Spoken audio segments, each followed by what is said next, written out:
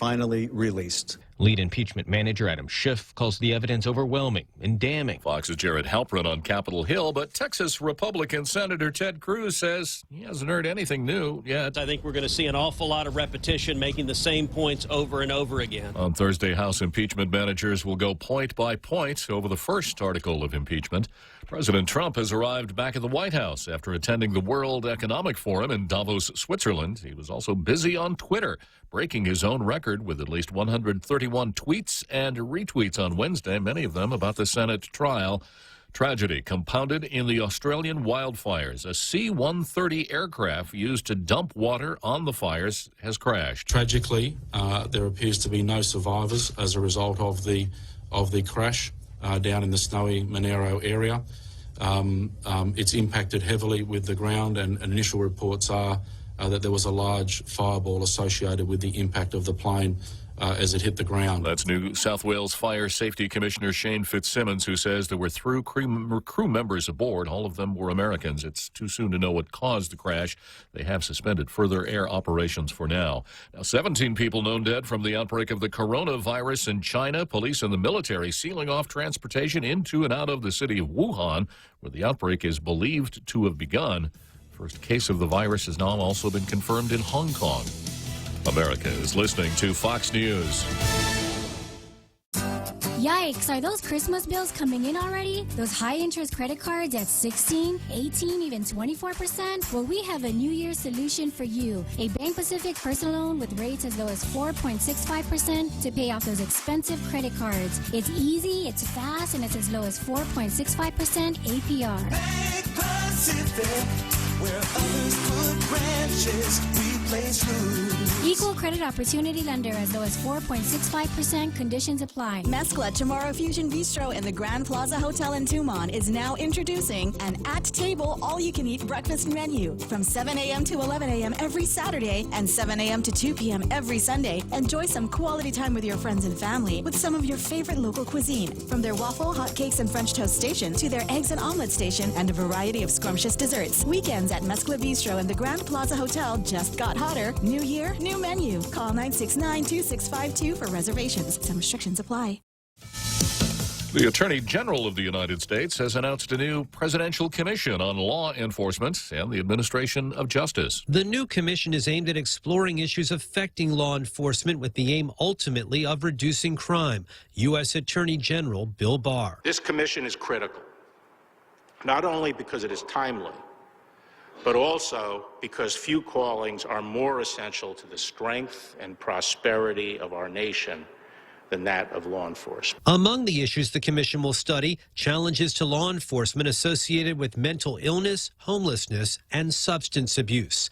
At the White House, John Decker, Fox News. Like 4 other inmates before him, a death row inmate in Tennessee has chosen the electric chair for his scheduled execution next month. 58-year-old Nicholas Sutton, scheduled to be put to death February 20th for the stabbing death of a fellow inmate decades ago. Well, he was already doing life for killing his grandmother.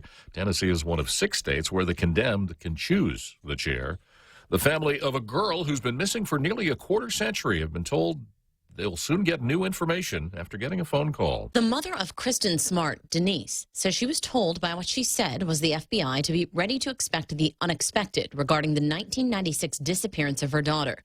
Kristen was last seen with another student, Paul Flores, at Cal Polytechnic State University in San Luis Obispo on her way back from a party early in the morning. Flores later admitted that he lied to police about a black eye he got after her disappearance, but quickly stopped speaking with investigators and hired an attorney. Now, the FBI says they have no new details to make public and no planned announcement.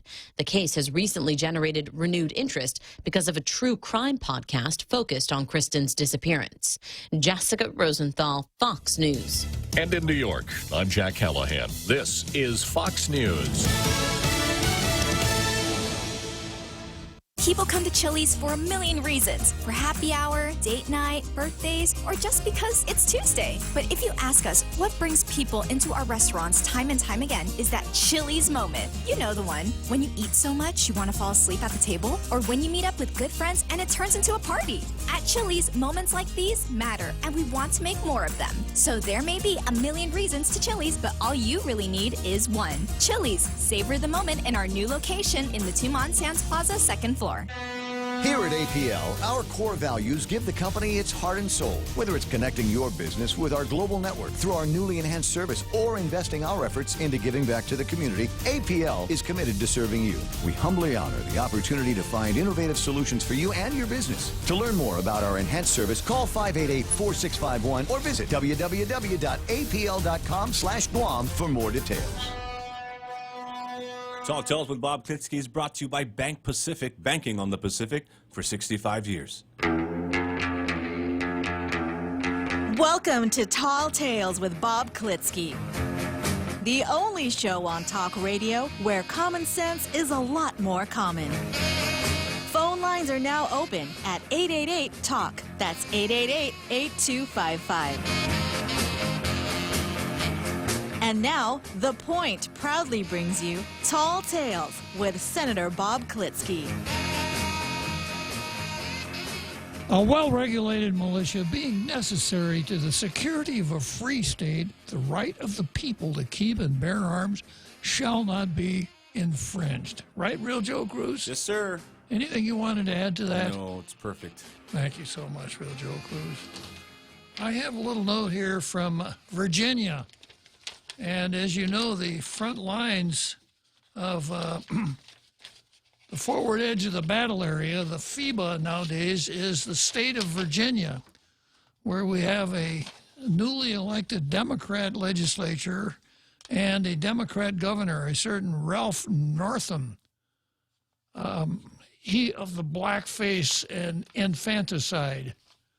And they've really gotten excited about anti-gun laws, gun control legislation, etc. And I went through this yesterday. I had a pretty good article about the rally that they had at the State House yesterday. 22,000 people showed up to demonstrate against the legislature's draconian approach to firearms regulations. They were all gunners. And before they got there, the governor declared a state of emergency, forbidding anyone to bring a firearm into the square where the state legislature is located. And I detailed how the liberal media in Virginia was trying to scare the pants off everybody. These gunners are coming to town. Lock up your wives and daughters. Look out for automatic rifle fire. Make sure that your fallout shelter is well, just all kinds of outrageous stuff. And when the 22,000 members of this Virginia Gun Club, the VCDL, actually got there, it was about as exciting as a Sunday school picnic. There was no violence. It was just really nice folks engaging in a constitutional demonstration, the First Amendment, the right to petition the government for redress of grievances. That's what they were doing. They were exercising their right of freedom of speech. But of course, that wasn't good enough for the lefties, because the lefties had to come out and say, "Whoa, these are bad, bad people, and there's going to be violence, and they're neo-Nazis," and on and on and on and on. So I've got a new article today from PJ Media, and this one talks in terms of almost a civil war. So the article is titled "Civil War Redux.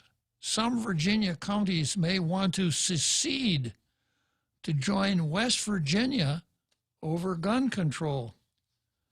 And it goes like this: "It's far-fetched and no one is taking it seriously yet. But there are some Virginia counties that border West Virginia that are talking about secession from the Old Dominion and joining the Mountain State." The Old Dominion, of course, being Virginia, and the Mountain State being West Virginia, or if you've ever been there, Folks who live there oftentimes refer to it as West by God, Virginia. Just a lot of chatter, right? True. But the fact that people are even talking about it shows how serious the situation is getting in Virginia. As of January 16, 105 Virginia cities and counties had passed some kind of resolution declaring themselves sanctuary locations for gun owners. Who would have predicted that 6 months ago? This is from the Washington Examiner. In a building fight that echoes Civil War-era split of the Old Dominion that created West Virginia in 1863, 40 of West Virginia House of Delegates have signed on to legislation that would accept revolting Virginia counties and towns. The effort began after the November elections when urban and suburban voters put the Virginia General Assembly into Democrat hands. Many of those Democrats ran on a platform of restricting and banning guns. We're starting to get some phone calls from friends on the border who say these folks want to leave, said West Virginia Delegate Gary Howell. Howell, a Republican, told Secrets, a publication called Secrets, that what started out as a long-shot effort has turned into the real thing. It's not just gun rights that has West Virginia citizens up in arms, Western Virginia citizens up in arms. He said that Virginia lawmakers and officials along the West Virginia border have cited the Democrat drive for gun control and desire to shift spending to the urban areas near Washington as a reason to leave for West Virginia. In his bill, Howell and his team wrote about the urban-rural battle. These tensions have been compounded by a perception of contempt on the part of the government at Richmond for the differences in certain fundamental political and societal principles which prevail between the varied counties and cities of that Commonwealth. But it's gun rights that are at the core of dissatisfaction, and West Virginia stands ready to assist in any way possible, including welcoming dissident counties into their state. The bottom line in the legislation, quote, in spite of conciliation, the legislature of West Virginia, as you were in the spirit of conciliation, the legislature of West Virginia hereby extends an invitation to our fellow Virginians who wish to do so to join us in our noble experiment of 156 years of separation from a government at Richmond. And we extend an invitation to any constituent county or city of the Commonwealth of Virginia to be admitted to the body politic of the state of West Virginia. So is this simple fodder for the internet? Clickbait for websites? A fantasy for gun kooks and white supremacists? Some sober-minded politicians are taking it seriously. One county that could lead the way with or without legislation is Frederick, some 70 miles from Washington. It still has an open invitation from the 1800s to join West Virginia, and some members of the County Board of Supervisors have expressed support for a vote to leave. In the West Virginia Senate, Senator Charles Trump has offered a resolution urging Frederick County to join West Virginia. How serious this situation gets depends entirely on Governor Ralph Northam and Democrats in Richmond. They claim they are just getting started putting restrictions on gun rights. The more they push, the more serious will become the desire of some counties to leave. Whatever happens, Virginia will never be the same. So I mentioned yesterday, it looks like Virginia is trying to be the California of the East. And as per this article, there are some of the counties that border West Virginia who are saying we want to secede from the state of Virginia and join the state of West Virginia. Well, it happened once before. During the Civil War, you'll recall that during the Civil War, Virginia was one of the states that seceded. Didn't secede until after battle at Fort Sumter, but it did, in fact, secede from the Union. And in 1863, I can tell you how it happened. The counties that became West Virginia actually seceded from Virginia because they didn't want to be part of the Confederacy. They wanted to be part of the Union. So West Virginia cut out from Virginia. Now, if you look at the map, you'll see that West Virginia is actually really north of Virginia. But I suppose in 1863, nobody wanted to be north anything. I suspect that even the state of North Carolina probably was thinking about changing its name. So that's how we got to West Virginia to start with. In 1863, when those counties pulled out of Virginia and set up a separate state of West Virginia. And now over this question of gun control, there's at least some really interesting chatter about history repeating itself. Keep working on it, Democrats, and you'll help Republicans everywhere to obtain majorities in their various state houses. Okay, so much for Demi Ekotny. Let's, as you were, so much for Second Amendment. Let's turn now to Demi Ekotny.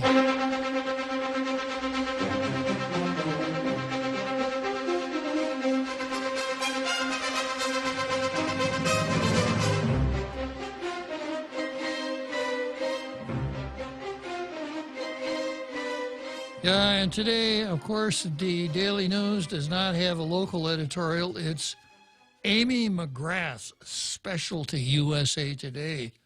And Amy says, time to rethink role of Congress in war. So I guess the Daily News will go to great lengths to avoid running a local editorial. That leaves us with the Post. And yesterday, dealing with the election law, yesterday's titled, Now Isn't the Time to Substantially Rewrite Election Law. The Post hit the ball out of the park, right out of the park, and it hit the roof of a house a block away from the ballpark. They had an editorial today, not quite as nice.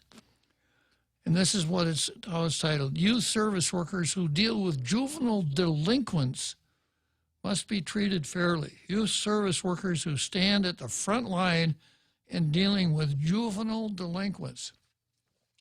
And boy, that's a term I haven't heard for a long, long time. Juvenile delinquents. Is that even part of popular speech anymore, Real Joe Cruz? Not really, sir. I never hear anybody, when I was one, yeah. everybody talked about juvenile delinquents. Yeah. More than 20 Department of Youth Affairs workers showed up in uniform at Tuesday's legislative public hearing, borrowing a page from Guam Memorial Hospital's book, I guess, to show their support for Bill 243, which aims to provide $280,000 in funding for training, and Bill 244, which seeks to bring parity in pay for youth service workers. Bill 244 seeks to appropriate $200,000 from the unappropriated general fund balance from the fiscal year 2019 to DYA for the reclassification of youth service workers to youth correction officers. Senator Amanda Shelton said Bill 244 seeks to put the youth service workers on par with others in the local law enforcement community. Youth service workers meet all requirements under peace officers' standards and training, said Youth Services Superintendent David Affison. Youth Services Worker 2, Sean Nelson, said that over the years he and his colleagues have been attacked, spat at, and had urine and feces thrown at them while enduring long hours. Many have quit to find better paying jobs, said Nelson. Why are we officers treated any less? Fairly treating and compensating youth service workers will have an impact on public safety. With Guam's rate of juvenile crimes, it's important to give DYA youth service workers the proper training and equitable pay they require and deserve. Now we know that, you know how we know that they deserve it, Real Joe Cruz? An anonymous letter? No, they didn't put out all the stops. They didn't use their most powerful tool. The reason that we know that is because 20 of them showed up at the legislature. Whoop, whoop. Gangs. Yeah. Now, Amanda Shelton can count, right? She could count 20 youth service workers out there. It's important to give DYA youth service workers the proper training and equitable pay they require and deserve. I don't know if I'm going to go along with that or not. It's the least the government of Guam can do to help youth service workers carry out their jobs professionally and with diligence, in hopes that their juvenile clients will not grow up into hardened adult criminals. I just don't see the logic here. Pay these youth service workers more money because then maybe their juvenile clients will not grow up into hardened adult criminals. While it's true GovGuam doesn't have a bottomless purse, far from it, elected officials do have the power to prioritize where taxpayers' money should be spent. There are expenses GovGuam can live without, and there are priorities that need to be higher, such as providing the right training and economic support to government workers who do the difficult job of dealing with troubled youth. You know, I know a little bit about the Department of Youth Affairs, and this is an unknown fact, but there are two kinds of kids at the Department of Youth Affairs. There are offenders, and then there are status offenders. A status offender is somebody like beyond control. His parents can't do anything with him. Or a chronic truant. That would be a status offender. The other offenders are kids that have committed acts that, were they not minors, would be crimes. Things like rape, robbery, burglary, etc. Now, obviously, the dealing with the two different kinds of offenders is somewhat different. That you wouldn't expect the status offenders to be quite as obstreperous as the criminal defenders. I don't suppose anyone took the time to explain that at the legislature, but I'm just, you know, one of the things I always talk about is I look through the editorials, I look for errors in usage, grammar, factual representations, and theories. And if I disagree with the theory advanced in the editorial, that really has an impact on the Blue Star. And here's the error that I see. It's the least the government of Guam can do. In other words, pay these guys more money to help youth service workers carry out their jobs professionally and with diligence, in hopes that their juvenile clients will not grow up into hardened adult criminals. That's not logical. It's just not logical. And that is enough right there. No Blue Star. Even though it didn't have any competition today, Post. So I got Kellis on the line right now. Hi, Kellis. Hey there, Bob. Well, I was going to say something along, you just stole my thunder, but there's something else that you missed out altogether. Okay. In the statement that you just read. Uh-huh. GovGuam can do, the least they can do is completely ignore them.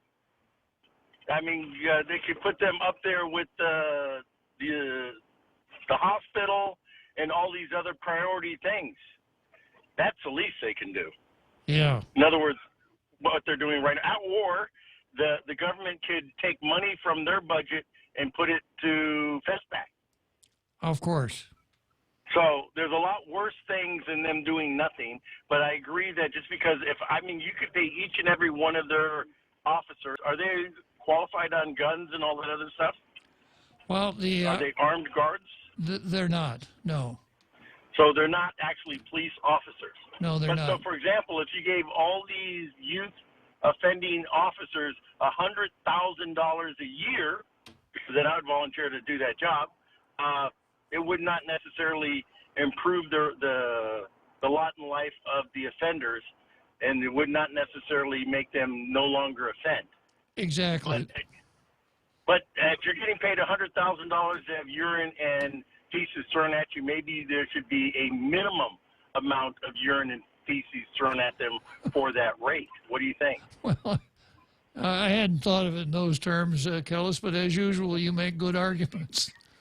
But it doesn't necessarily follow that. Right. There may be good reasons for giving these guys a raise, but that isn't one of them. And that doesn't belong in a good editorial. No, but the thing that I was getting back to, they're saying that they need to get the same pay as like the guards at DOC who are all qualified. I do not see the same. You understand? These guys have to go through additional qualifications for weapons and all that type of stuff. Exactly. Yeah. So. Or what we could do is just remove the guns and everything from the DOC guards and just give the DOC guards urine and feces to throw back. Yeah. Well, it's unfortunate. But then they would get charged, then they would receive charges of, cruel and unusual punishment. So, maybe not. It's unfortunate that the argument turns on the pivot composed of urine and feces. Yeah. But, there's a lot of things, there's like I said, the money that was going to them, they could give to FESPAC, and because FESPAC is in dire need of more money. So there's a lot of things. We could release all the kids and I just thought of a way to completely fund FESPAC. Let's close DOC, release everybody, and close DYA, release everyone for 1 year. Just think of all that money that can go to FESPAC. Yeah, it would work. I think so, because I think this is what we need to do. Let's send up a call. I'm sure one of the senators is listening. They could come up with a bill to close DOC and youth affairs for a year. We could find out who we are if we did that. This is true. This is true. Okay, Bob, I just wanted to chime in just for a little bit. I'll talk to you guys later. Appreciate it, Kellis. Thanks a lot. Bye. Okay, looks like you opened the Jimmy line already, huh? Yep. It's just 27 minutes into the program and you've already opened the Jimmy line? I opened them all of them, sir. I wonder how many Jimmys we have on the line today. I hope just one. Hello, Jimmy. I don't know how many. Yeah, there's just one Jimmy. All right. Anyway, okay, full disclosure. Ah. I am not a felon on felony release. I am not engaged in a passionate sexual relationship with Judge Anita Sokola, and I do not propose throwing urine and feces at Judge Anita Sokola. But, having said that, I have proof or pretty strong evidence that God answers prayer. Okay. You know, if you read the Daily Post, Cepeda Camacho was caught with half a pound of ice and over $500,000 in cash and several unregistered illegal guns. So he prayed during his short time in the monkey house, please, Lord, please, let me appear before Judge Anita Sokola. And lo and behold, the Lord answered Cepeda Camacho's prayer. And his case was heard by Judge Anita Sokola. And lo and behold, hallelujah, Cepeda Camacho received a suspended sentence. No more time in the monkey house. So what did Cepeda Camacho say as he left the courtroom? Praise the Lord. Thanks, Anita. See you next time. Hey, you want to hear another one? Okay, go ahead, Jimmy. How is the Guam judiciary like a bad fisherman? I give up, Jimmy. All they can do is catch and release. Oh, another one. How is the Guam judiciary? Go ahead. How is the Guam judiciary like banks in America? I give up, Jimmy. They both have revolving doors. Thank you, Jimmy. It's always a pleasure talking to you. Let's take a break, Jimmy. Bye. At the mall, as you enjoy your shopping, dining, or entertainment, you could also win 3 great cars from Atkins Kroll and thousands of prizes in Micronesia Mall's Cars, Prizes, and Getaways game. Present your mall receipts and have a chance to win the renowned performance Chevrolet Camaro, the unapologetic rugged Toyota 4Runner, or the head-turning Lexus ES350 Luxury. Getaways to Manila, courtesy of Philippine Airlines, plus prizes from Foot Locker and Burger King. The more you shop, the more chance to win in Micronesia Mall's Cars, Prizes, and Getaways game. Go green, go hybrid, go to Nanbo Insurance, and your next power bill is on us. Insure your hybrid car at Nanbo and get up to $350 towards your next power bill. That's instant savings for keeping our island clean and green. Nanbo has been providing Guam with over 50 years of reliable and affordable auto insurance. At Nanbo, it pays to go green. Terms and conditions apply. Visit nanbo.com or call 477-9754 for details. Guerrero. And I'm Lieutenant Governor Joshua Tenorio. If you survived the Japanese occupation during World War II, filed a claim under the World War II Loyalty Recognition Act, and received a letter from the Foreign Claims Settlement Commission saying you are entitled to receive monetary compensation, then you may have an adjudicated claim. Bring your claim letter and a valid government ID to our Guam War Claims Processing Center at the old Hakubotan Building in Tamuning, Mondays to Fridays from 9 a.m. to 4 p.m., and we will help you process your claim. If you have any questions or would like to know more, call us at 472-8931 or visit our website at warclaims.guam.gov. Getting to this point wasn't easy, and our work isn't over. But we are now beginning to heal old wounds and honor our greatest generation. And we say to those still alive to hear it, your long wait is over.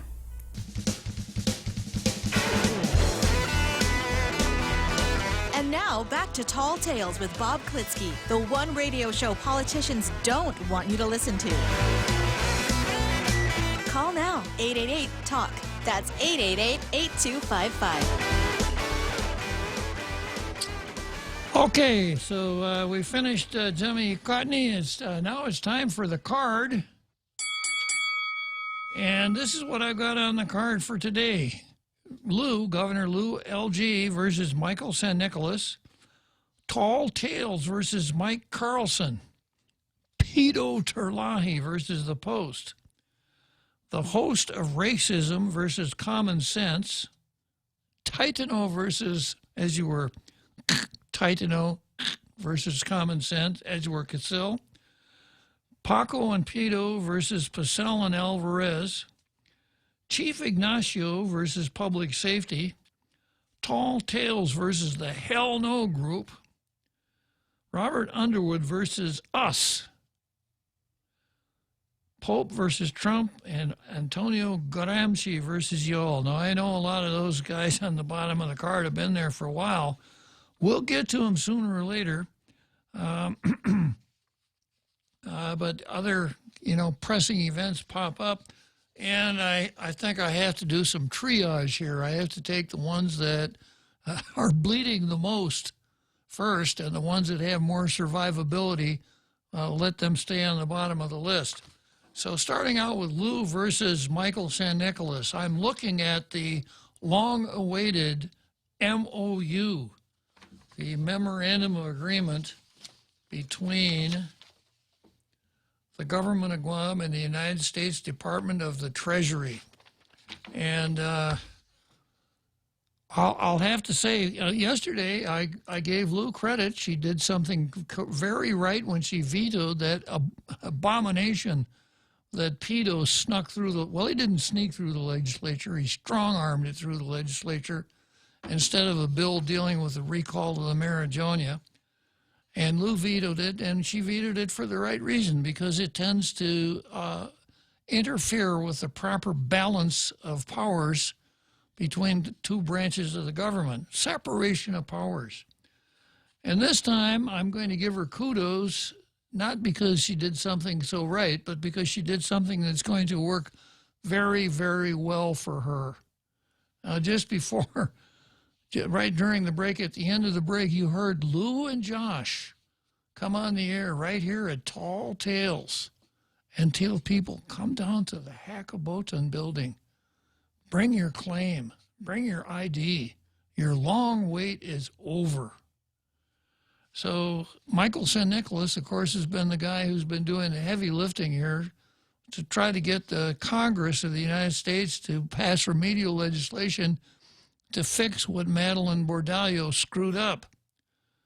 And he tells us that he's very close to the finish line. Unfortunately for Michael, the impeachment trial in the Senate is stalling routine business in the Senate, and he needs the Senate to vote to pass his Bill 1365, and then for the president to sign it, and then the war claims money that has been withheld from our Section 30 funds will be released. Until that happens, no Section 30 money is going to be released. So Lou and Josh introduced, Lou and Tina introduced Bill 181. And because they had introduced that, they were going to have the war claims in people's hands by Liberation Day. And then it was the 1st of September, and on and on and on. And now they're saying by the end of this month, by the 31st of January. And they've got space at the Hackabotan building. They've got a website. There isn't anything on the website except phone numbers and email addresses. They're giving you a phone number. I didn't try to call the phone number. I didn't want to be one of the 5,000 people that are trying to call that number right now. And I was able to obtain a copy of the MOU, and I'll give you some of the really important parts of the MOU. First of all, what it does. The MOU says that it will let people know that they can sign papers and turn them in to the government of Guam and draw an advance on their war claims money. Because the government of Guam has passed this bill, Bill 181, that allows it to make advance payments on the war claims money. And there's a key section here in this MOU that says, it's paragraph 6 in Article 5 of this agreement. GovGuam acknowledges that fiscal service, that's the feds, cannot pay any claim assigned to GovGuam until fiscal service has verified that the assignment and claim are valid and that appropriate funds are legally available to pay the claim. So as I understand it, this is what's going to happen. The feds will send you a note, and you go down to you can go down to the Hackabotan building, take your claim. If your claim was adjudicated before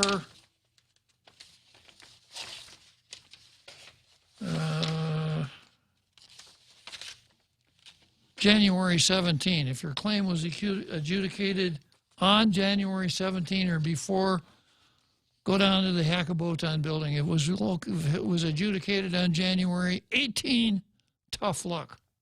So for all claims adjudicated before January 17, take that down there along with, and then you'll sign some papers at the Hackabotan building. And according to Lou and Josh, you will get a check. Now, I don't suppose that the check writer is going to be right there. I suspect you turn in your papers. It's probably going to be a 2 or 3 trip to the Hackabotan building undertaking, and you'll get a check. And the feds have agreed that they will reimburse the government of Guam for every one of those payments that was advanced if appropriated funds are legally available to pay the claim. In other words, Lou is taking a little bit of a risk here. Because she's saying, you come on down to the Hackabotan building and we're going to give you a check for 10 or 12 or 15 grand, right? You got to sign some papers and you won't get any money from the U.S. government because you have assigned your claim against the U.S. government to us. But the U.S. government is saying, we're not going to pay you a nickel unless the funds are appropriated. Appropriated funds are legally available to pay the claim. So I've mentioned before about my lawyer's toolkit, about all the stuff I have in my lawyer's toolkit. I've got the knife there that's so sharp that you could split hairs with it. I've got a little pocket calculator upon which you could calculate how many angels can dance on the head of a pin. And most importantly, I've got some dung-colored glasses. I use the word dung because I'm on the air. If I weren't on the air, I'd use a word that begins with S to describe the color of my glasses. Suffice it to say that they're the opposite of rose-colored glasses. You know, the figure of speech is you put on rose-colored glasses, everything looks rosy, and you're going to be really optimistic about everything, etc. When you put on your dung-colored glasses, you can see every bad thing that could possibly happen today, tomorrow, next week, next year. And one of the things lawyers get paid for is to put on those dung-colored glasses. So they could say, Mr. Client, I could draw up the papers to allow you to do this. But there are risks involved, and here are some of the risks. Here are some of the bad things could happen if you did this. That's the dung-colored glasses. So I put my dung-colored glasses on, and I look at this MOU, and I see us paying out all these advance payments, and for one reason or another, 1365 doesn't make it through the Senate. Yes. And if it doesn't make it through the Senate this term, then we got to start all over next time around. So there's a risk here that little Lulu is taking a risk by doing this, by paying people out. Now, I know what her answer is going to be. It's the Manamco. The Manamco have waited long enough. We've got to do, if it's a risk, I'll take it because of the Manamco, we've got to do something for them. They've waited, they've suffered enough already. They've waited long enough. And if the whole thing turns to ashes on her, same response. So it's risky and it's fiscally imprudent. I don't want to see the government operating this way. I don't want to see the government advancing any money to anybody for any reason based on nothing more than an expectancy. Because there's no guarantee that Bill 1365 will ever be signed into law. So the money that we pay out, you know, we're never going to be able to get it back from, and I don't think that the people that receive the money would have any obligation to pay it back. So that's the risk involved, and that's the downside of this. But consider how successful, how well this is going to work out for Lou. There'll be steady traffic back and forth to the Hackabotan building. There'll be innumerable opportunities for great media shots. I can see it all now. I can see Lou hugging the octogenarian, not me, some other octogenarian, preferably a female no, I can't say that. Them, hugging them and saying all kinds of wonderful things, and all of the people that are there saying, oh, thank God for Governor Lou. She fought for the old folks. We're so grateful. Okay, I got Kellis on the line. Again, Kellis riding the merry-go-round for the second time today. I know. Sorry about that. But the money has already, so the Section 30 money that's going to be paid for this has already been put aside, correct? That's correct.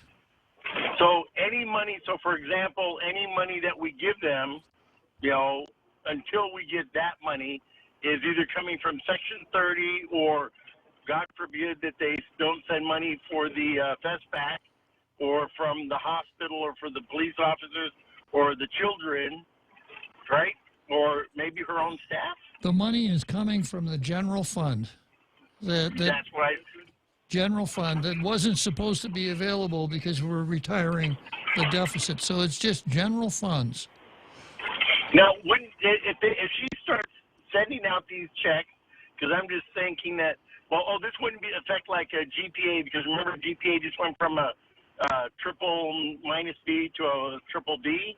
This wouldn't affect GPAs. This would affect Gov Guam's, but didn't they just get a somewhat favorable rating on the bond market?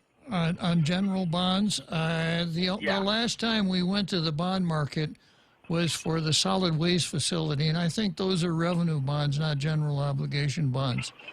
But doing what Lou's doing would not help our bond rating for general obligation bonds.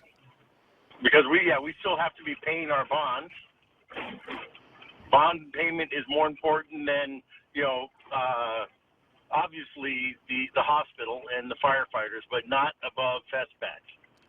True enough. Okay, I just want to make sure that, so the money is already, we're waiting for money that's already been deducted.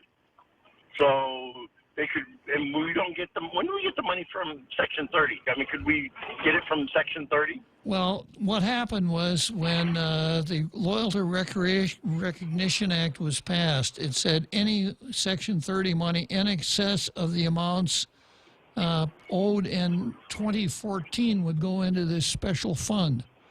So there's something like $30 million in that special fund, and the special fund is to pay the war claims. So were it not for Bill 181, if San Nicolas's bill became law, as the claims are adjudicated, a check would be mailed out from the U.S. Treasury. But instead of doing that, Lou is advancing the money. I'd like to see a picture of Lou's hand with her fingers tightly crossed, hoping that those claims will be reimbursed. And well, maybe the Bank of Guam would be more than happy to float a interest-free loan to the government of Guam to cover this. Wouldn't that be a conflict of interest, Gillis? Well, no, because it's interest-free. Yeah, I know. But, the four new vice presidents that they just got probably would be against that. Probably. Okay, I got to go, Bob. Okay, thanks for calling, Kellis.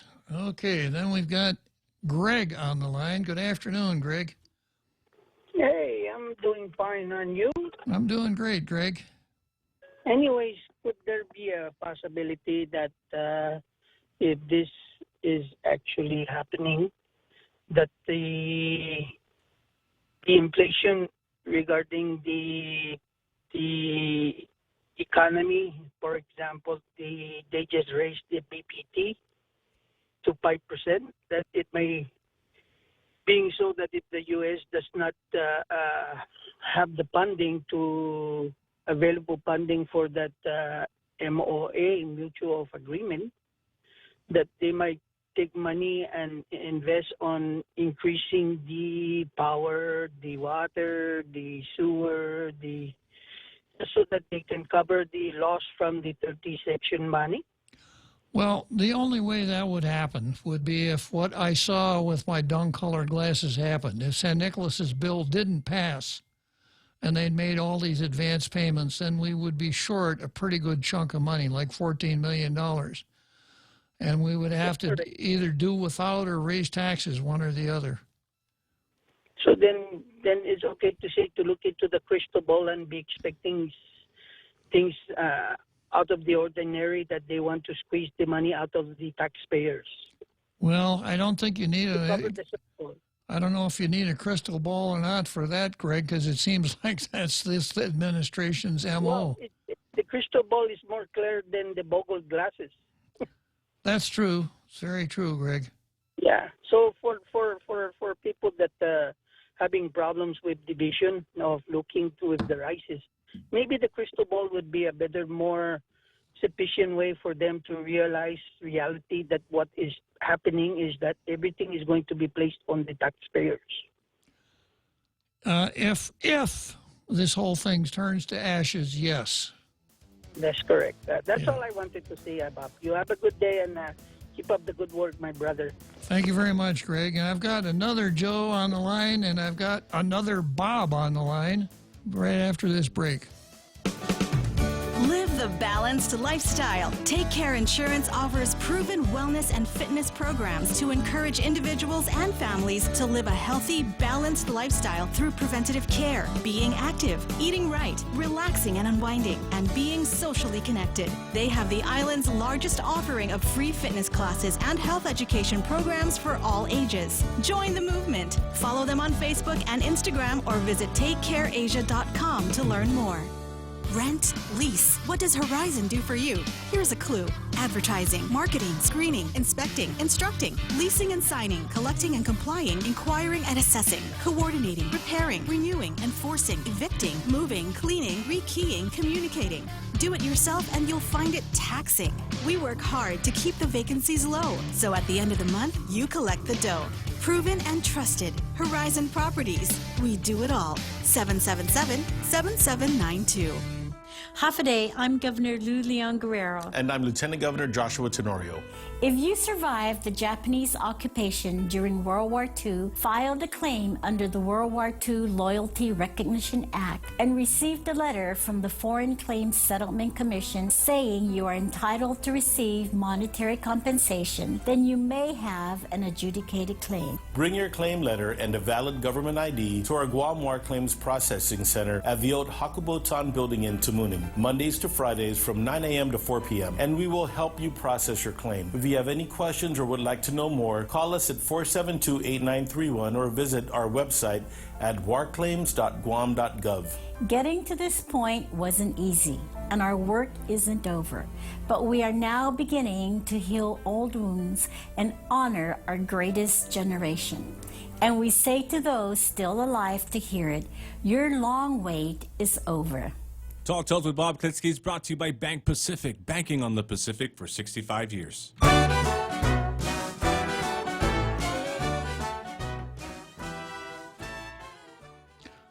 You know, the next time that commercial runs, can you give it a round of applause, Real Joe Cruz? Oh, sure, sir. Yeah, it's so touching. Yeah, that Lou and Josh themselves are coming out here to tell the folks that their long wait is over. Yeah.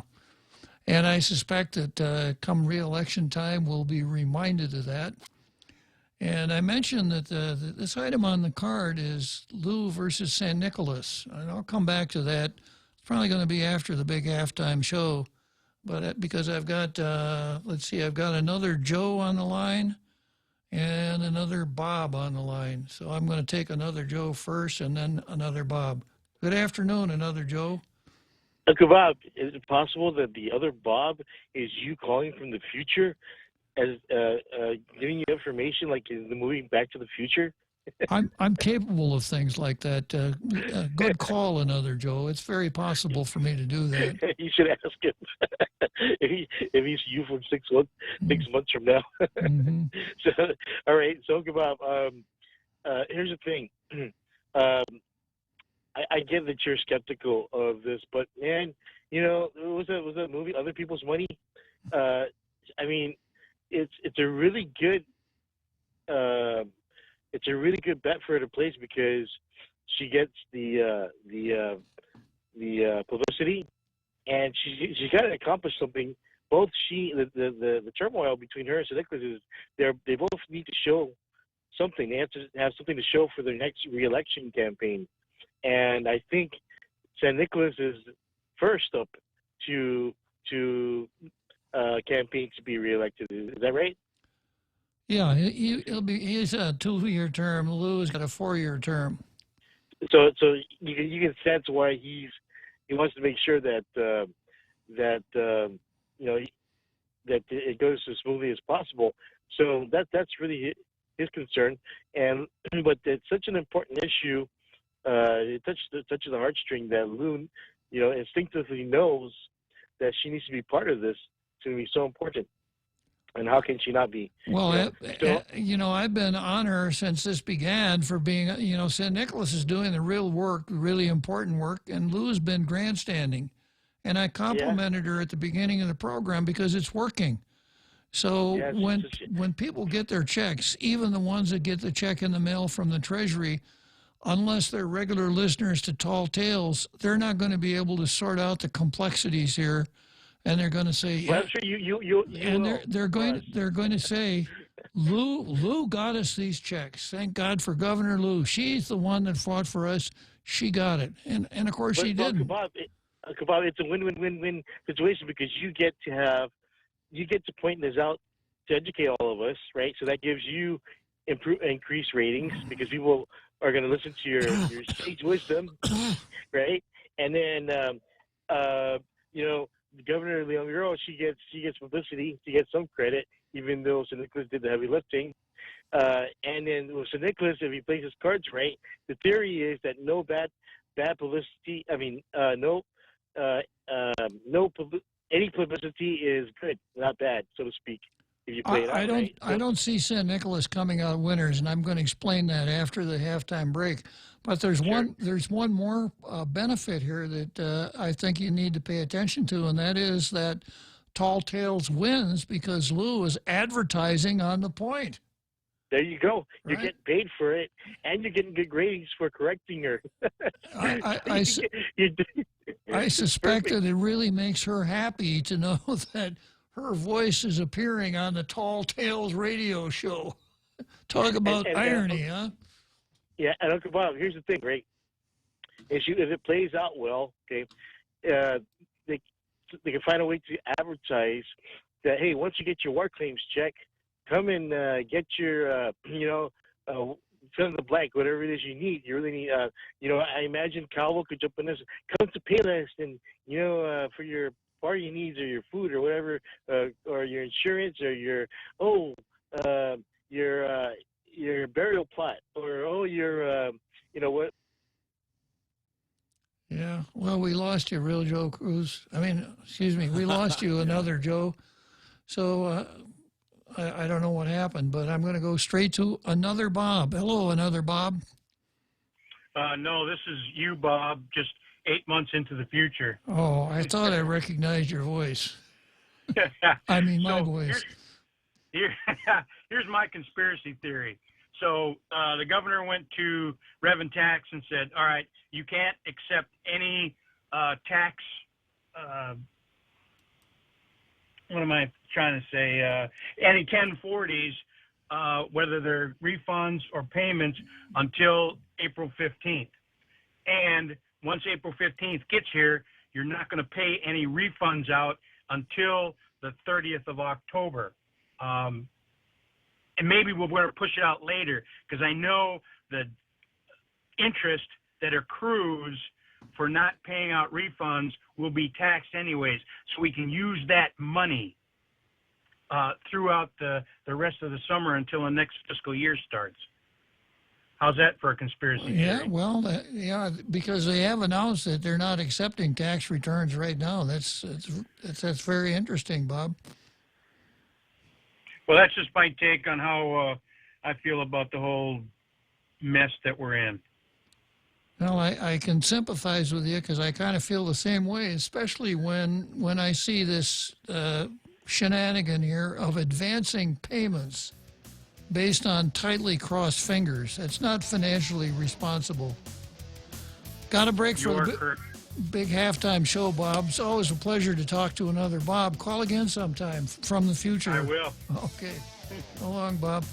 Okay, time for that big halftime show that you've all been looking forward to. The marching bands, the drill teams, the synchronized card section up in the stands.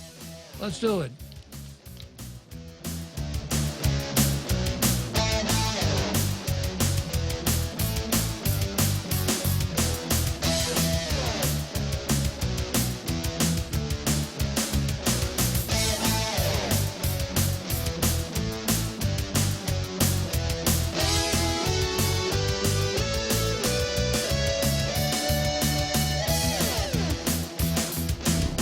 The Point is KUSG, Hagåtña, Guam. 93.3 FM, and 104.3 HD3. Stating their case, I'm Jack Callahan, Fox News. The Senate impeachment trial moved to opening statements on Wednesday. Democrat House impeachment managers offering an overview of the charges. The object of the president's Ukraine scheme was to obtain a corrupt advantage for his re-election campaign. The president had asked the new president of Ukraine in a phone call last summer to investigate corruption involving an energy company on whose board the son of the former Vice President Joe Biden sat. Congressman Jerry Nadler charged he did it to hurt Biden's presidential campaign. Before leaving the World Economic Forum in Switzerland, the president telling reporters, Gerald Nadler, I've known him a long time. He's a sleazebag. Everybody knows that. On Thursday, the Democrats will go point by point over the first article of impeachment, in which they charge the president abused his power. The president's legal team is expected to begin its presentation on Saturday. As early as today, the Trump administration expected to announce completion of an environmental rollback, removing federal protections for many of the country's streams and wetlands. The president suggested nearly 3 years ago the half-century-old Clean Water Act was being over-enforced. 3 Americans have been killed fighting the ongoing brush fires in Australia. They were crew members aboard a C-130 aircraft that was dropping water on the fires when it crashed. It was operating as it routinely does with water bombing activities, and we simply lost contact with the machine. And the flight tracker that we used stopped. There is no indication at this stage of what's caused the accident. Fire Safety Commissioner Shane Fitzsimmons says they've not released the names of the 3 Americans until family members have been told. For the third time in 2 days, a shooting in downtown Seattle. 1 woman killed, 7 people hurt outside a fast food restaurant after a fight led to gunfire. Police chief says they are looking for multiple shooters, but she doesn't think the public is in danger. America is listening to Fox News. Yikes, are those Christmas bills coming in already? Those high-interest credit cards at 16, 18, even 24%? Well, we have a New Year's solution for you. A Bank Pacific personal loan with rates as low as 4.65% to pay off those expensive credit cards. It's easy, it's fast, and it's as low as 4.65% APR. Bank Pacific, where others put branches, we place roots. Equal credit opportunity lender as low as 4.65%. Conditions apply. Mezcla Chamorro Fusion Bistro in the Grand Plaza Hotel in Tumon is stirring up some of your favorite drinks all night long. Come down on Wednesday and Friday nights from 5:30 to 10 p.m. Indulge in some of your favorite local cuisine and pair it with your favorite drink. From our ice-cold beers, our finest selection of wines and liquors, to our top-notch cocktail specials, your friends at Mezcla Bistro Tumon are ready to serve you. Why limit happy to only an hour? The Mezcla family reminds everyone to drink responsibly. See you on Wednesday and Friday night. The Supreme Court hearing oral arguments Wednesday in the case using public money for religious education. The Supreme Court justices appearing closely divided on a case revolving around a scholarship program for private K-12 education in Montana. The program makes donors eligible for up to $150 in state tax credits. The controversy stems around a legal fight on the state's ban on those funds going to faith-based schools. The state Supreme Court struck down that ban. And Montana Republican Senator Steve Daines tells Fox's Shannon Bream, "This is all about religious freedom. It's about parents that want school choice." But groups like Americans United for Separation of Church and State argue forcing taxpayers to fund religious education violates the Constitution and is discriminatory. In Washington, Sean Langell, Fox News. The Virginia Senate has approved legislation that would allow authorities to take guns away from people they deem to be dangerous. That proposal now goes to Virginia's House of Delegates.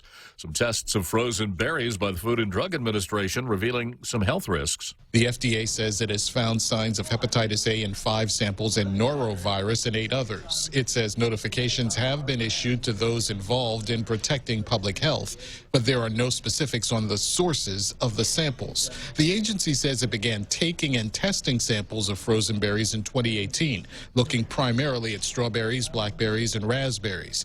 The planned process was to collect 2,000 samples, 1,000 each from domestic and imported sources. That testing continues for any additional dangerous viruses. Gernal Scott, Fox News. O.J. Simpson could not have been defamed by accounts that he was drunk and disruptive before being banned from a Las Vegas casino because his reputation was already tarnished. That argument from attorneys for the Cosmopolitan Hotel responding to Simpson's lawsuit against him. I'm Jack Callahan. This is Fox News. Denny's is making lunchtime a little more special. Every Monday through Friday, they serve a variety of local favorite soups, such as chicken adobo on Mondays, oxtail soup on Tuesdays and Thursdays, chicken tinola on Wednesdays, and pork synagogue on Fridays, while supplies last. All orders are served with rice. Senior citizens get a special menu, which includes a free soup or salad. Make Denny's your new lunch spot, located in Tamuning and the Micronesia Mall. Cocoa Coffee Company is now available at Circle K. Single origin coffee beans carefully sourced and locally roasted to give you the freshest cup of coffee Guam has to offer. Grab a cup that's brewed every 30 minutes or purchase a bag of the locally roasted whole beans. Flavors now serving: light medium roasted Ethiopia and medium dark roasted Jamaican Blue Mountain. Exclusively available at Circle K. With every Cocoa Coffee Company purchase, a portion of the proceeds will go towards the Cocoa Recovery Program. Half a day, I'm Governor Lou Leon Guerrero. And I'm Lieutenant Governor Joshua Tenorio. If you survived the Japanese occupation during World War II, filed a claim under the World War II Loyalty Recognition Act, and received a letter from the Foreign Claims Settlement Commission saying you are entitled to receive monetary compensation, then you may have an adjudicated claim. Bring your claim letter and a valid government ID to our Guam War Claims Processing Center at the old Hakubotan building in Tamuning, Mondays to Fridays from 9 a.m. to 4 p.m., and we will help you process your claim. If you have any questions or would like to know more, call us at 472-8931 or visit our website at warclaims.guam.gov. Getting to this point wasn't easy, and our work isn't over. But we are now beginning to heal old wounds and honor our greatest generation. And we say to those still alive to hear it, your long wait is over. Tall Tales with Bob Klitzkie is brought to you by Bank Pacific, banking on the Pacific for 65 years.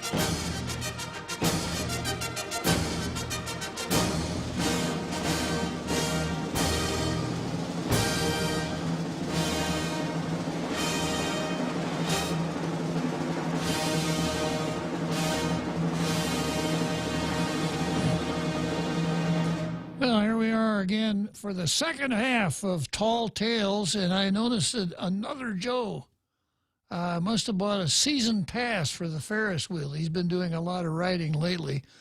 But before I seat him on the next upward bound trip with the Ferris wheel, I've got another poem from Ishmael Velez. So hang on a second, another Joe. Here's what Ishmael Velez says. Their prefix is honorable, but their actions abominable. A little as you were a title once imbued with a title once imbued with dignity, today it describes malignity, bestowed by the people to choose they elected, and now the honorables are disconnected, cogs and gears in their party's inventions, some serving their own intentions. We have doctors and lawyers, insurers, oh my, posers and fakers pretending to try, playing the games, remain in the seat, but come this November, rinse, wash, and repeat. Let's clean out our house of these blood-sucking ticks and hoist them aloft, toss clean stern and deep six. Oh, toss clear stern and deep six. Down to Davy Jones' locker, we bid them adieu, and in 2 more years, we come after Lou. These guys just keep getting better and better. All right, thank you very much, Ishmael. Okay, so another Joe. What can you tell me that you didn't tell me the last time? Well, I'm not sure where I accidentally if I hung up, or I'm not sure if I said something wrong, but where did my call drop off? Was it about I mentioned the burial plots, or Yeah, that you were talking about how when people get this windfall, how they're going to be spending it. That's where you. Yeah. Well, what I'm getting at is there will be a stimulus, and it's interesting to see the free market at work. We'll see who's going to benefit, get the lion's share from all these newfound resources.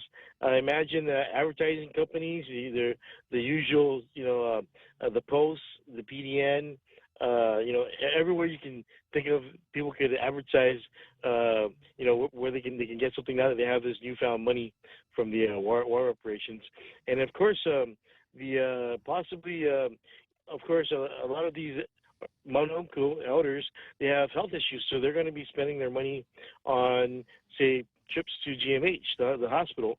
So I imagine, hopefully there'll be enough stimulus going around to help out our economy, our hospital. But another Joe, everybody knows that you don't pay when you go to the hospital, so it's not going to benefit the hospital because the convention is unless they actually start charging, right? Yeah. Now, if I were I'll give some free marketing advice for everybody out there in our international listening audience.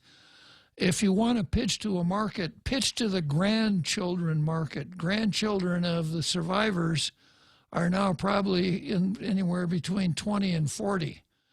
So given the superannuated nature of the people who are going to receive the money, and knowing the nature of what are often referred to as our people, I expect that they're going to want to expend some of that largesse on their grandchildren. So I think maybe a car that the grandchild can drive their elder with. There you go. There you go. Right? So because they need someone to drive them around. So grandma and grandpa say, hey man, here's my war reparations, and you can drive me around, and guess what? You inherit the car when I'm no longer here. Could be. It could be. Okay, hey, thanks for your time, Eric. Bob. Okay, glad you enjoyed the ride again, another Joe. Okay, and I've got Jesse online too. Good afternoon, Jesse. Good afternoon. I wanted to ask. So the water reparations was originally, the money for that was supposed to come from Section 30, right? It does come from Section 30. Okay. Yes. Okay. So essentially, Gov Guam, let's say was it 14 million that they were going to set aside in Mike's Nicholas bill or Mandan Medallion's original bill? No. There's more than 30 million set aside in the U.S. Treasury as a result of the World War II Loyalty Recognition Act. Okay, but that money's coming from, they're going to pull it from Section 30. They right? did pull it from Section 30. Oh, so it's already in that. It's already in that fund. Gov Guam they already lost 30 million. Gov Guam. There's all $30 million is going to pay war claims that would have been available for the government of Guam to spend. Oh, so essentially this is Gov Guam. I mean, when the U.S. turns this money over, U.S. Treasury or whatever, it's, in a sense, this money, the Section 30 money, is not really. It's supposed to be paid into, how do you say this? The federal, the states or whatever. Not the states. It would have gone to the Treasury of Guam, and we could have spent it. However, but the way it doesn't directly go to, when you get taxed, your income tax goes straight to the Department of Revenue Tax, right? It does, and so does. But Section 30 money comes from federal employees and retirees and federal retirees and stuff like that, right? It does. Okay, so let's just say Section 30 money, there was never an agreement about Section 30.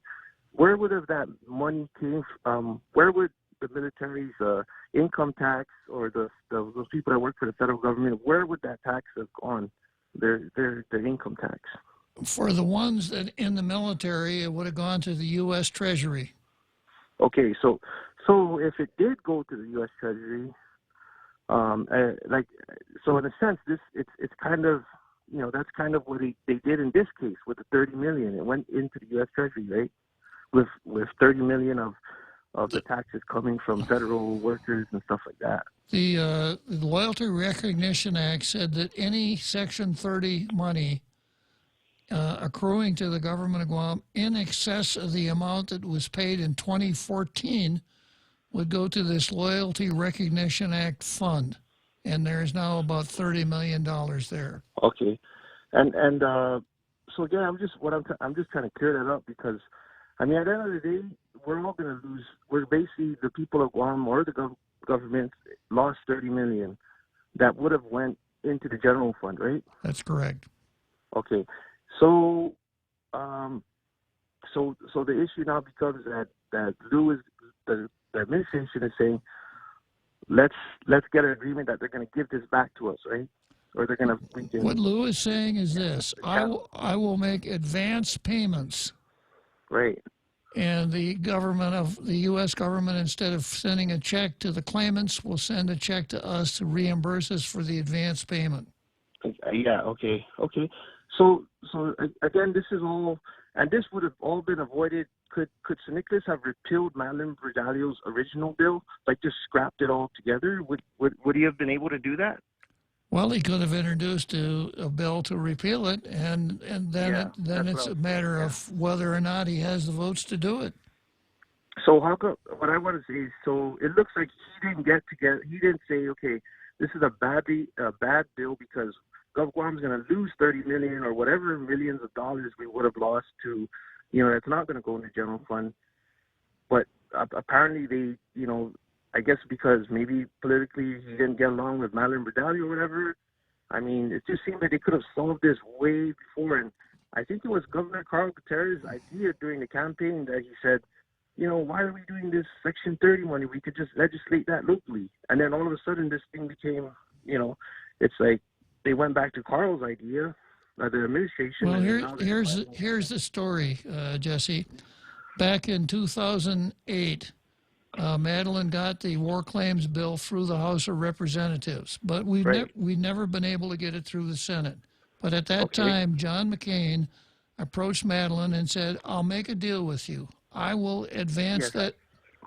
You want to hear this, Jesse? No, I know about that. Then why do we have to keep going back over the same stuff? No, I'm just trying to clarify this because, it seems like people are thinking that GovGuam, I mean, the people didn't realize is that we're losing 30 million no matter what. So I'm just, that's why it seems like people are like, wow, this money is gonna, you know what I mean? I'm just trying to tie it in. It's almost the same way as EITC.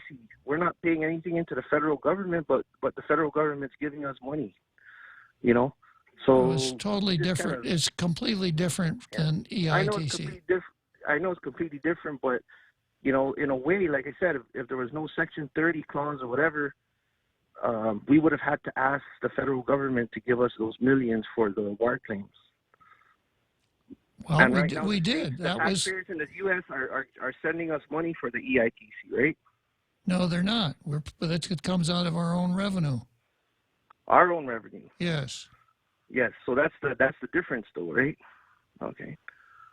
But the EITC is a federal program. That's what I'm trying to say. It's part of the United States income tax law, and our income tax law is the mirror image of federal income tax. So it's part of their law, then it's also part of our law. And the reason why they don't give us the Treasury doesn't give us money is because we don't pay into it, right? I think that's what I'm trying to. I guess you could say that, yeah. Yeah. Okay. Well, I just wanted to chime in on that one and ask, clear that up. I was just it's all getting confused and a lot of politics involved in it too. So I don't know, But thanks for clearing that up. Okay. Okay, Jesse. Thanks for calling. So long. Jimmy wants to ride on the boy. We're going to have to start rationing tickets here. True. Start a waiting list or something for tickets. Good afternoon, Jimmy. Oh, howdy. Yeah, you're familiar, of course, with the principle of Occam's razor. I am, yes. And listening to your program today, I don't hear anyone say simplify and clarify. I just hear a lot of people talking about complicate, muddy the waters, and yep. I've been saying from the beginning, Jimmy, that that's exactly what Lou has been trying to do, to complicate and muddy the waters so that she can take credit for the people who get these checks are going to give her the credit for getting this done, and that's just not the case. Well, is it the credit or the blame? Well, she's going to take the credit for it. Hey, you know what one of my beloved fellow Armenian friends told me when I came here? I give up, Jimmy. He said, lock your doors, bar your windows, buy a dog, and get a gun. Because there's a lot of beloved fellow Armenians around here. I don't know if I want to go there, Jimmy. Yeah. Yeah. Next time you get robbed, tell me about it. Okay, Jimmy. Thanks for calling. If we're talking about war claims, we should try to stick to war claims and not just a general slam against somebody. That's my job. Okay, so as I promised before the break, I see. Okay, wow. You opened the Tom line too, huh? Yes, sir. All right. Good afternoon, Dr. Tom Poole. Judge, good afternoon. And I'm sorry, I just got off work a few minutes ago, so I didn't get to listen earlier. And you may have already addressed this. Have you talked about Judge Bordalio's retirement at all? No, I haven't. Well, I don't know, and perhaps you don't either. Do you know what that is about, why he chose to retire suddenly? I don't know. The talk on the street is that he's going to be named the new federal magistrate. Ken Manabusen is retiring from that job at the end of this month. So the talk is that Michael is going to ratchet up to that job. I see. He has been, a very, I'm going to be careful how I say this, but anyway, he has not been very strict with the cases that he's seen of animal abuse and that sort of thing. He has always let those go, and so that has caused us no small amount of consternation in our little world. And I didn't know what was behind his resignation, but that sounds like that makes sense. I'm glad to know it. Okay. Judge, thanks very much. Well, sorry, I just got to tune in late. As always, if you have a question that's burning in your mind and you don't know where to get the answer, who are you going to call? I'm very grateful, Judge. Thank you. All right. Thanks for calling, Tom. So, I have, from the very beginning here, pointed out that this Bill 181 was an effort to grandstand and take credit. And that for me, and I stand to indirectly benefit from the war claims, I happen to be married to one of the people that went through the Japanese occupation and has a claim pending before the War Claims Settlement Commission. I would have been happy if our local government officials had done everything that they could to back Michael San Nicolas's efforts to cure the problem that Madeline Bordalio created with her handling of the War Claims Bill. But instead, Lou and Tina came along with their Bill 181, and they were going to, pandering to the old folks, talking about having checks in their hands by Liberation Day, and we kept doing this and doing this and doing this, talking about the MOU, et cetera, taking some shots at San Nicolas in the process when he's trying to get this bill through Congress.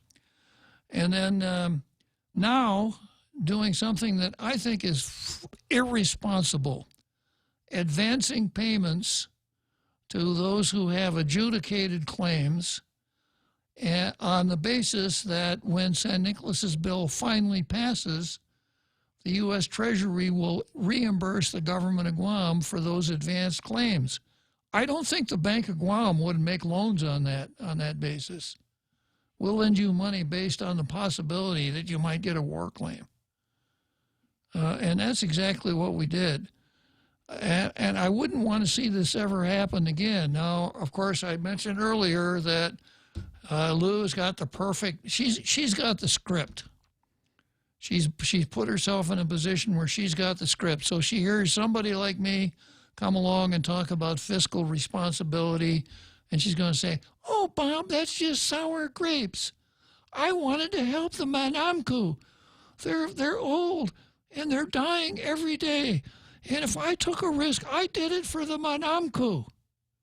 And what am I going to say? I say, well, you know, it's kind of reminds me.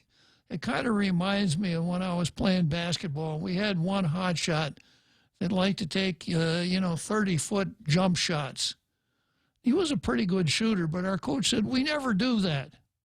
We pass the ball, we set up blocks and screens. We're going for layups. We're going for the percentage shots. So I don't want to see anybody taking these 30-footers. So this one guy, in a really tight game, what does he do? He takes a 30-footer. And I figured, man, coach is really going to ream him out, except the ball went in the basket.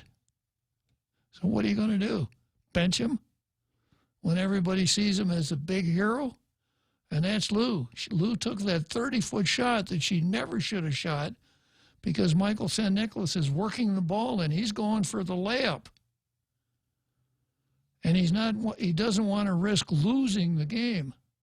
And Lou takes that long jump shot, and oh, hooray for Governor Lou. She fought for the Manamku. We're all so grateful. All right, I'm just speaking out of the corner of my eye here, and I see Daryl Taggarty's name. I don't know what he said, but it's always worth seeing what Daryl has to say about these issues. He's one of the select few. There are actually two kinds of people in the world, Real Joe Cruz. Those who have hosted Tall Tales and everybody else. Oh. Yeah. I honestly thought there was three types of people in the world. Oh, really? 3. Yeah, what? Those who can count and those who can't.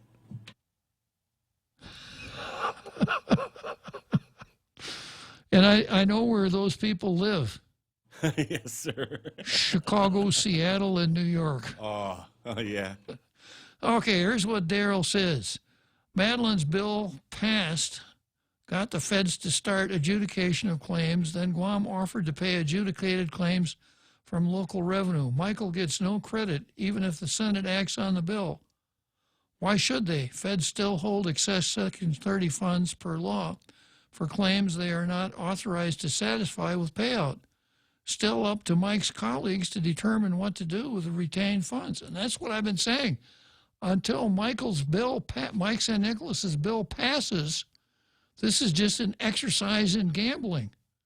And there's no guarantee that it'll pass. Once a bill lies before the Senate of the United States, there's a crapshoot element involved. And it could be that the Senate doesn't get around to passing it. If that's the case, then we start all over with the next Congress. In the meantime, Lou has advanced all of this money, has had a real public relations victory, and also, not only will she have all the good photo ops at the Hakabotan building, but for those survivors who are still around at the next election, I can see the footage right now. Oh, we're so grateful for Governor Lou Leon Guerrero. We thought we'd never get the war claims money, but she came out and fought for all of the Manamku. I'm voting for Governor Lou. I can see it all now. I mean, it was a tremendous public relations victory. But she put a bet She's playing roulette. She put a bet on a number, but the bet she put on the number wasn't her money. It was ours. So she's gambling with our money, and I hope she wins. I don't want this whole thing to turn to ashes so I can say, well, you know, I told you so. Let's take a break for the 7th inning stretch. We understand what matters to you because at Docomo Pacific, we're a family too. With the Now Family program, mom, dad, and kids stay connected on the latest devices the whole family can enjoy. For just $155 a month, get 3 lines with 30 gigs of 4G LTE data each, and endless use of your favorite apps without affecting your monthly data bucket. Add more, get more, save more. Docomo Pacific, better together. Some conditions apply. Half a day, I'm Governor Lou Leon Guerrero. And I'm Lieutenant Governor Joshua Tenorio. If you survived the Japanese occupation during World War II, filed a claim under the World War II Loyalty Recognition Act, and received a letter from the Foreign Claims Settlement Commission saying you are entitled to receive monetary compensation, then you may have an adjudicated claim. Bring your claim letter and a valid government ID to our Guam War Claims Processing Center at the old Hakubotan building in Tamuning, Mondays to Fridays from 9 a.m. to 4 p.m., and we will help you process your claim. If you have any questions or would like to know more, call us at 472-8931 or visit our website at warclaims.guam.gov. Getting to this point wasn't easy, and our work isn't over. But we are now beginning to heal old wounds and honor our greatest generation. And we say to those still alive to hear it, your long wait is over. The Extra Point with Jerry Roberts of Guam Training every morning on The Ray Gibson Show. The world's best managers are different and work differently with their teams. I'm Jerry Roberts, and at 7:20 a.m. on The Ray Gibson Show, more ideas to generate better performance. You can find daily transcripts of The Extra Point at guamtraining.com. Tune in every weekday morning at 7:20 for The Extra Point with Jerry Roberts. Brought to you by Guahan Insurance Services and First Hawaiian Bank on 93.3 The Point. Tall Tales with Bob Klitzkie is brought to you by Mescla. Mescla Restaurant in Naganya is closed for improvements and will reopen on the 27th of January. You can still get all your favorites at Mescla Bistro in Tumon on the first floor of the Grand Plaza Hotel. Favorites like certified Angus beef pot roast tacos, fork tender Chamorro style beef pot roast, sauteed with onions and doni, stuffed into corn tortillas and topped with fresh onions and cilantro, served with a spicy roasted chili salsa for only $16.95. Visit Mescla in Tumon at the Grand Plaza Hotel. For reservations, please call 969-2652.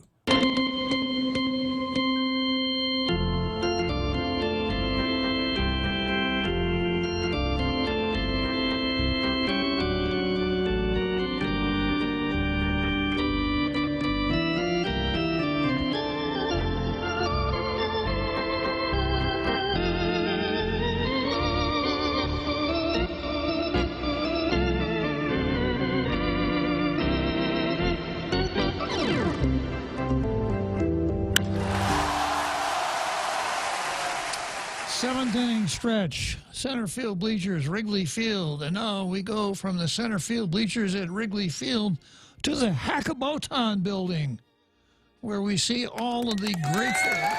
Hooray! Let's hear it for Governor Lou. Yeah, at the Hakubotan building. Line up for your war claim. Jimmy, again? Hey, Jimmy, have you ever heard of the 3 strikes rule? All right, Jimmy, what do you got? Well, what about the boat rule? The boat rule. Bunts. B-U-N-T. Oh, the bunt rule. I don't know about that one, Jimmy. Oh, you never played baseball. Yeah, I played some baseball. But anyway, I have a question about history. Okay. Well, you know that saying about history. Go for it, Jimmy. Well, those who don't remember history ever. George Santana, those who don't remember the lessons of history are doomed to repeat them? I told you knew it. Uh-huh. I told you that. All right. Anyway, we talk about Bobby Botello. Uh-huh. Now, history. Now, I've only been on Guam for 9 years. But as I've read that her husband was the governor of Guam. That's true, Jimmy. And he got convicted of some kind of corruption. He did. And then he committed suicide. That's correct, Jimmy. And then she got rode on the Perry system. Is that correct? She what? Perry. The same as the mayor Junior said, oh, he's my Perry. Oh, you're trying to say Pari. Yeah. Okay, yeah. She wasn't Ricky's Pari. She was Ricky's Asagwa, Ricky's wife. Yeah, but Ricky's Paris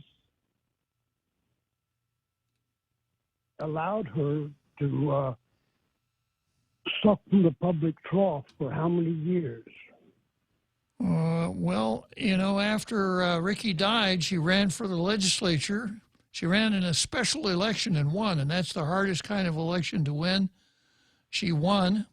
She was elected a couple of times. She was Governor Gutierrez's running mate and was elected to be lieutenant governor of Guam. She tried to run for governor herself, but she didn't make it. Or wait a minute, she ran for, was she the gubernatorial and Ping Duenas was the lieutenant? I get it mixed up. And then she ran for Washington and got elected six times to go to Washington. So I always say this, she is the most successful Guam politician probably we'll ever see. Others have risen as high, but nobody bounced back as high as she did after she fell.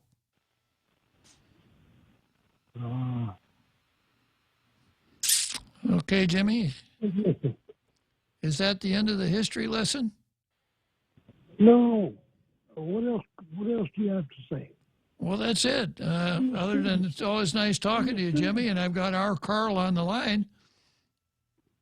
Okay. Well, goodbye, Jimmy. Jimmy hung up. All right. So then we got our Carl. Good afternoon, our Carl. Hey, Bob. I was enjoying listening to your conversation and your call-ins while I was driving around. I just wanted to call and comment about this this whole fiasco, I would call it. It's really pretty remarkably strategic when you think about it. The more I think about it, the more it just strikes me as, wow, this is really clever. Because they're not only influencing the grandparents, you know, if you're trying to influence a group in a particular direction, you go for the big influencers in the community, you know, the most visible or the most revered people. And who's more revered than the grandparents? Mm-hmm. And then you get the children, and, you know, there's big families on Guam, you know, 5, 6, 7, 8, 10 kids in a lot of families. Then you get the grandchildren who, you know, they're probably voting by now, you know, if they haven't left the island. So you get this big swath of people that you influence in one fell swoop. If they took public money ordinarily and just handed it out to people, I mean, there'd be a lot of blowback. But this is just perfect cover for that. It is handing out public money to people, you know. So it's really a pretty clever political move. I've congratulated Lou on this twice, you know, for her deft political instincts as she worked her way through this, and basically started out with a pair of deuces, and bet it like she had a straight flush, and nobody's going to call her bet. So she was a great poker player. Well, I'm 100% sure that her and her advisors thought through, okay, how are we going to handle this if this goes down in flames like the Hindenburg? Mm-hmm. I'm absolutely sure they thought about that because it's a very real possibility. Well, the answer to that, Carl, is blame it on Mike St. Nicholas. We had we had this thing working like a well-oiled Swiss watch, and all St. Nicholas had to do was stay out of the way until the bill passed the Senate and the president signed it. But he threw a monkey wrench in it. Yeah, so there's a win, on that side. There's really, gains no matter what happens. And another gain is you get to blame the United States. They don't value our contribution, to American history. So there's that. It's the big bad America. So strategically, Lou played it for the maximum number of tricks. There's no getting around that. Absolutely. The more I think about it, the more I realize, wow, this is really very well thought through and very strategic. No matter what happens, they've thought this through, that this is going to be and I think it illustrates why we are where we're at as far as the hospital and our rundown schools and, the public safety issues, because when political necessities or political needs go head-to-head with the needs of the people, such as GMH and our public schools and the big three, politics wins.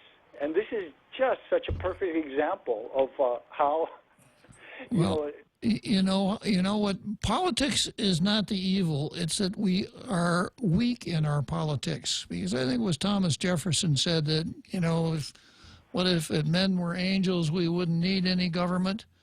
So his solution was that we must match interest with interest, so that when you have competing interests fighting things out, usually the thing stays on the straight track. But we don't have that. For instance, right now, we've got 5 Republicans that voted for the Pito Terlahi theft of the recall bill. The Republicans voted for it. So instead of the Republicans being the loyal opposition and saying, raising hell about all these things, they're just kind of taking it easy and going along and playing it safe and getting reelected and not really making any waves. Whereas if we had two parties going after these things, I don't think we'd be where we are. But it's too easy for politicians to take a very complacent way, not make any waves, not make anybody angry, let the hospital go to hell. There's no sense making enemies over it. Just like what happened last Friday with Nelson's recall bill. The Republicans all voted for it. Yeah, that's really sad. Which is why there's only 2 of the 5 that I voted for, and I only voted for 5 senators, all Republican, the last election. There's only 2 of the 5 that are still making the cut, so from 5 it's probably going to go down to 2 unless something else happens. I've just got one question to ask you all. So I've called in and commented. My mother was here, and her many siblings were here during the war. If she wanted to participate in this, she's no longer here. She passed in 2009. But if she was here and she wanted to participate, I would do whatever she wanted, because she went through, the extremely difficult situation. So, whatever she wanted to do would be fine with me. Unfortunately, she's not here. But I called in one time and I made a point that if we do get some kind of reparations, we would be in a really elite class, and I said there were very few people that got any reparations. Our friend Pierre took exception with my comments, and he said I was not being accurate. I think he was correct. Can you give me your take on what the overall reparations picture was after World War II, as far as Europe, Asia, the Pacific? Did anyone get any reparations after that, or was it pretty much totally I mean, Germany and Japan were, Germany was in ruins. I know that. Yeah, well, I guess the closest we came to reparations after World War II was the so-called Marshall Plan, which I'm sure you remember from your high school history course. Yeah. But no, Germany didn't pay any reparations. As far as I know, Japan didn't pay any reparations. Italy, I think, contributed a few pizzas, and that was about it from Italy. But we did make some reparations to some Americans. There were some people living in Adak, let me see, Attu and Kiska, that we actually moved out of their property and relocated them before the Japanese invaded, and they got some money. And then we gave every Japanese American citizen or alien that was put into an internment camp in World War II, we gave them $20,000 a head. Yeah, so it was, anyway, the bottom line, it was a very small, tiny minority that got anything. My take on why that was, the motivation for that was, and tell me if I'm wrong, is that America didn't want a repeat of things that had been done with the Treaty of Versailles. They wanted to help Germany become completely demilitarized, and Japan, help them form a new government, help them financially get on their feet and become contributing members of the world community. Well, the plan for Germany was to turn Germany into an agricultural country and to completely change the balance of power in Europe. But that didn't work out for some complicated reasons. As far as Japan was concerned, the object was Japan was to turn them into an ally, which we were really successful at doing. And Italy, once again, it all turned on pizzas. Yeah, so anyway, my point was that, we weren't singled out as people who didn't get any reparations. I mean, tiny fraction of people got anything. Well, it was total devastation, trillions of dollars of damage done across Europe and Asia and the Pacific. So, we weren't singled out. I think pretty much it was most people had to just build back up from the rubble. Anyway, Bob, I always enjoy listening. I always learn. I can feel brain cells just multiplying every time I'm listening to Tall Tales. So it happens, Carl. You're not the only one who has that experience. Yeah, it's like it starts leaking out of my ears after a while. like the real Joe Cruz, when he started here, I think he had, a high school education, real Joe Cruz? No, sir, not even. I dropped out in the second grade. Yeah, but he's up to almost the PhD level now, right, real Joe Cruz? This is true. I concur. Yeah, that's not surprising. Yeah, he's listened. He almost never misses an episode of Tall Tales. All right, Bob. Thanks a lot. Okay, another Carl, or our Carl, not another Carl, our very own Carl. Okay, so just about time. We're almost in the home stretch, aren't we, real Joe Cruz? Yes, sir. Yeah. So I don't have a whole lot more to say about Lou versus Michael St. Nicholas, except that, one more thing, Lou has the trump card here, and Michael St. Nicholas is going to have a very difficult time actually setting the record straight and saying the kind of stuff I've been saying, that Lou is just a sideshow and grandstanding, and he's the one that's making it all happen. But if you take into consideration where Lou is now, plus the Democrat Party's obvious attempt to unseat him by putting that precatory provision into the Election Reform Act, and then coming along and saying that Judy Wonpat resigning from the smoke-filled room, and the Democrat Party saying, we want BJ to run for Washington rep. I can see it all now. Lou comes along and says, you don't want to send St. Nicholas back there. If it weren't for me, you'd have never got your money. Let's send BJ back there. He's a guy who really knows how to get this stuff done. So San Nicolas is in a really rough spot right now, undeserved, but you know, that's politics. In politics, it isn't always the nice guy that wins. It isn't always the best man. Oftentimes, it's the one who does the best political strategizing and has the tactical ability to carry that strategy into effect. And that's what we're watching right now at the Hakabotan building. Okay, so take a short break and we'll come back to the card. Half a day, I'm Governor Lou Leon Guerrero. And I'm Lieutenant Governor Joshua Tenorio. If you survived the Japanese occupation during World War II, filed a claim under the World War II Loyalty Recognition Act, and received a letter from the Foreign Claims Settlement Commission saying you are entitled to receive monetary compensation, then you may have an adjudicated claim. Bring your claim letter and a valid government ID to our Guam War Claims Processing Center at the old Hakubotan building in Tamuning, Mondays to Fridays from 9 a.m. to 4 p.m., and we will help you process your claim. If you have any questions or would like to know more, call us at 472-8931 or visit our website at warclaims.guam.gov. Getting to this point wasn't easy, and our work isn't over. But we are now beginning to heal old wounds and honor our greatest generation.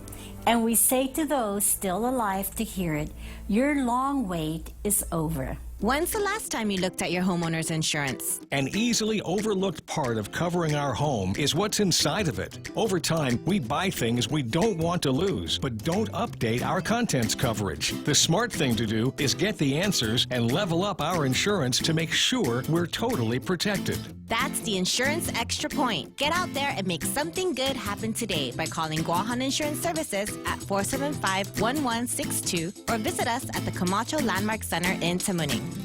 Lolita Cammett from RE/MAX Diamond Realty, a friendly, hardworking, and passionate RE/MAX professional, is committed to helping you make a difference in your life and to helping you achieve the American dream of home ownership. She also specializes in commercial leasing, land sales, local residential sales leasing, and military and corporate relocation. So for all your real estate needs, call Lolita Cammett from RE/MAX Diamond Realty at 688-6743. That's 688-6743. Tall Tales with Bob Klitzkie is brought to you by Bank Pacific. Banking on the Pacific for 65 years.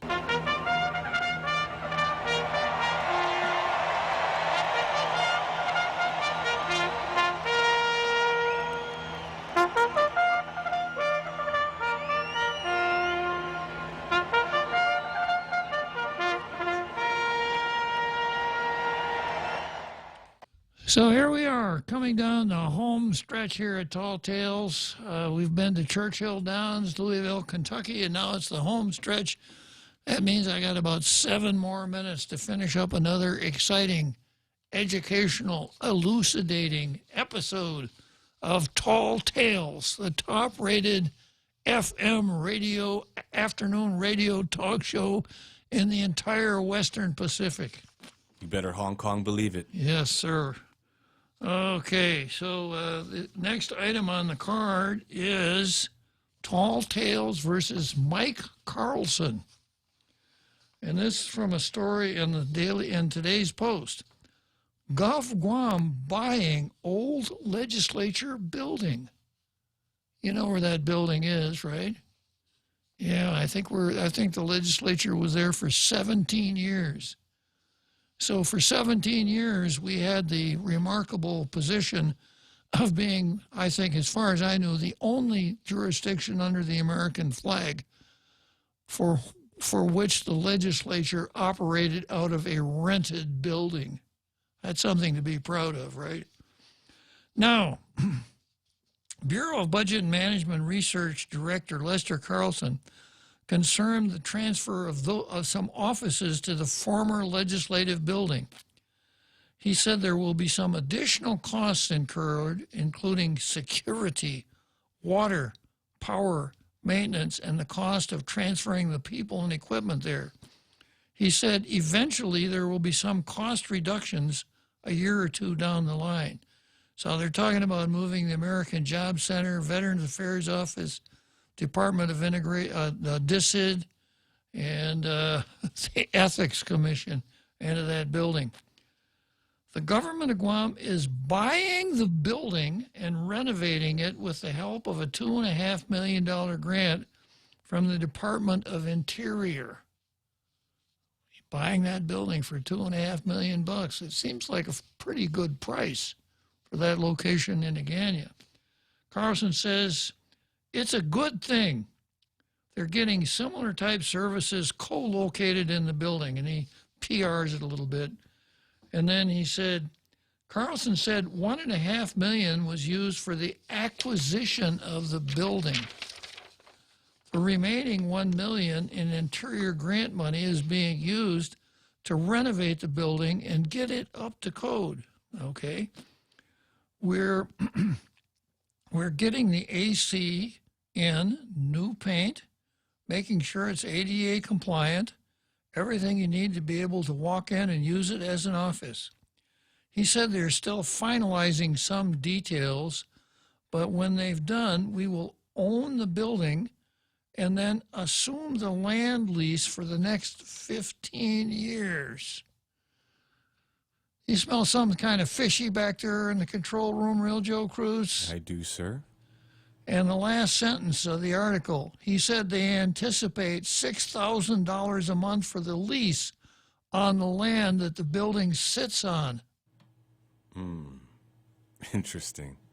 Yeah. So you can't buy a building. You know, if you, I just don't know where to start here. This is property law, first day out. What about the plumbing? Does the plumbing come with the building? Well, I think you have to pay extra for that. Believe it or not, I once upon represented a guy who bought a house from somebody who tried to charge him, was one of those government loan guarantees, and then the seller tried to charge him for the electric wiring and the plumbing. And wow. Yeah. But let's talk Blackacre. You know, lawyer in law school, when you're talking about real property, you talk about Blackacre. That's just a piece of land.